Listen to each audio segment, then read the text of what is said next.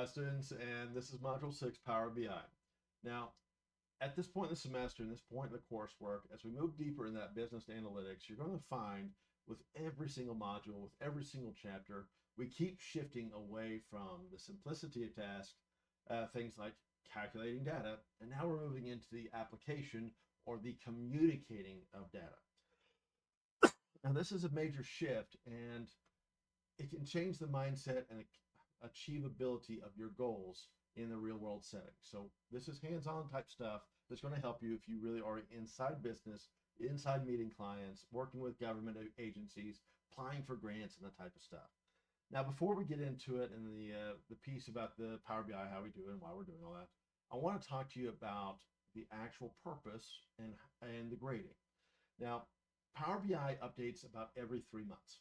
The software itself from Microsoft gets sent out, gets updated. We have no impact on that. And so for someone like me or our very handsome Alex the analyst that we follow along with these videos, we cannot create a video that will always be up to date with the newest model of Power BI. And since those auto update, every video you ever watch will almost guaranteed be completely out of date for what you're doing.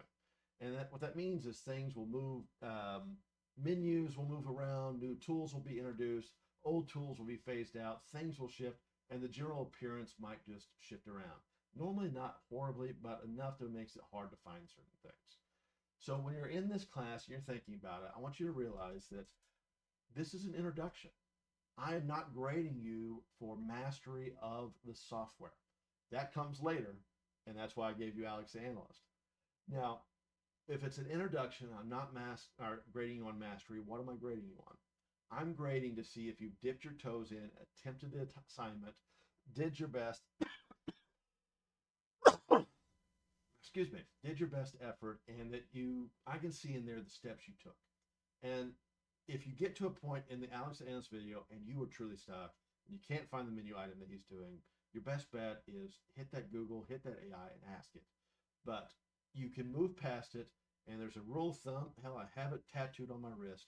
Breathe in, breathe out, move on. Because I'm seeing if you've touched all the pieces, not if you got it perfect. So don't fret about that. Just get it in, get it done, turn it in, get your full points. Now, at the end on your final capstone project, you are going to be required to create certain things like conditional formatting and image and whatnot, and do the best ability of yourself to do it. But you're allowed to use Google, AIs, whatever you need to get those accomplished. So don't fret that. But back to the Power BI in Module 6. I want you as a student to think about a massive table of sales figures. An Excel spreadsheet, a database, an Access database, an ERP system, whatever it is, just a table of numbers. You've all seen grids, top, columns, bottom, left, and right, numbers. Now, to the human eye, that is just a gray wall of bullshit. They cannot see it. They cannot see the patterns. They cannot pull information out of it. It's just gibberish to them. So, but what if I took that same table of massive numbers that's just gibberish, and I made the top 10% of my performers turn a bright green? And what if I went on to it and I made the units losing money in my database turn bright red? Suddenly, we're not looking at a table anymore. We're looking at a heat map of opportunity. Who I promote, who I work with, what I get rid of, all of a sudden is very clear immediately just by glancing at it. That is the power of conditional formatting. Now, in the real world, executives don't have time to hunt down outliers. They want an immediate, at-a-glance insight. In politics, you had 15 seconds. You needed to give me something that was digestible in 15 seconds for me to care about it at all. For C-suite guys, it's the exact same thing. 10 to 15 seconds. If I can't see why you're talking about it and what you're talking about, you have not explained it well enough. Get out of my office. Come back when you have something. So we use this conditional formatting to highlight those highs and lows, track progress against targets, and use icons to show trends. It's the difference between a static report and a decision-making tool. And you guys have heard me say it repeatedly. The purpose behind analytics is decision-making. We want outcomes. The process exists. We have the tool. The outcome is our desired goal. Now, before we jump into the how, Let's talk about some of the oops, the things that even experienced analysts tend to trip up here. Now, in the real world, we have what's called the Skittles effect. This is using way too many dadgum colors because the rule is very simple. If everything is highlighted, nothing is highlighted. We use our colors sparingly to guide the eye. If something is in red, it is important. I need it to be red and nothing else around it. That way my eye goes directly to it. I know I need to make a decision about red. And then we have the color blindness issue. Now, everyone relies really heavily on reds and green. And if you rely solely on them, you have a problem because about 8% of men have some form of color blindness. So always try to use icons like arrows or check marks alongside that color to ensure your accessibility. That look is in my throat. Yes, apologize. And then we have the summarization trap. Now, PowerBi defaults to a sum or an average.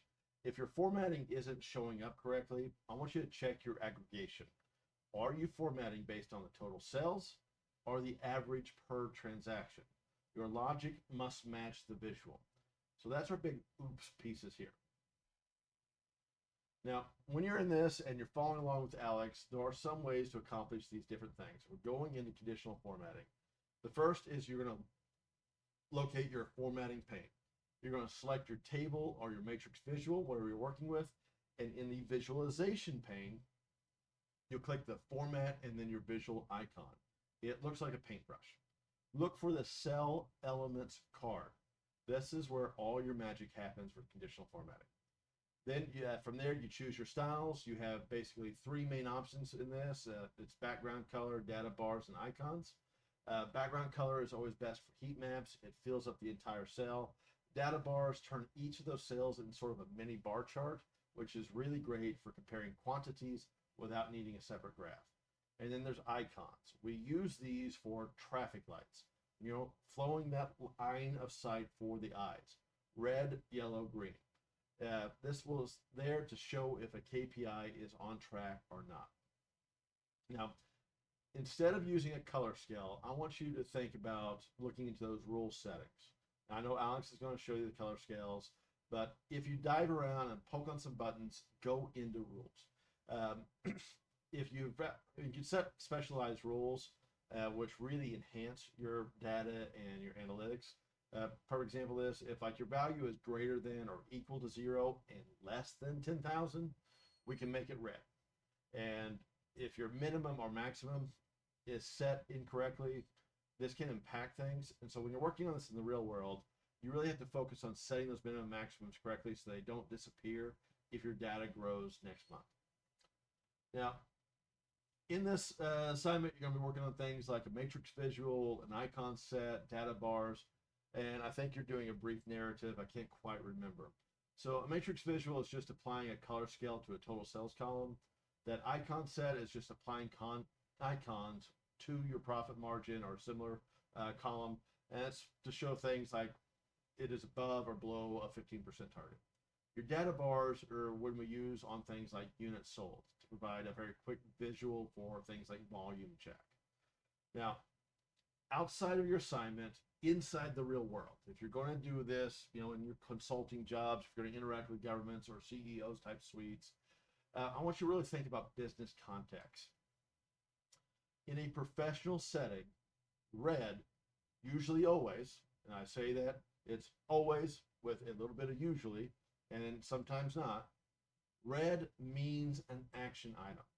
Or it really says an action is required. It is an alert color.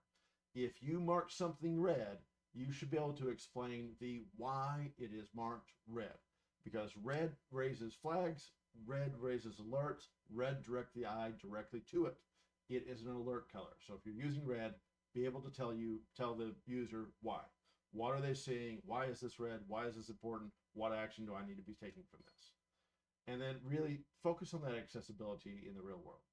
And I encourage you to use things like high contrast color palettes so those colorblind guys can actually see. And there are colorblind safe themes found inside the View tab of PowerBi. And so if you use those, you become inclusive of basically everybody. in an 8% of men, you're going to find some man in some position higher than you that's looking at your data that is going to be colorblind. All right, guys, if you need me, let me know. Otherwise, jump in. Make sure you submit your PBIX file and take care of everything. Remember, it's an introduction assignment, not a mastery. They'll do great. Have a very fruitful day. Need me, let me know. Otherwise, bye, guys.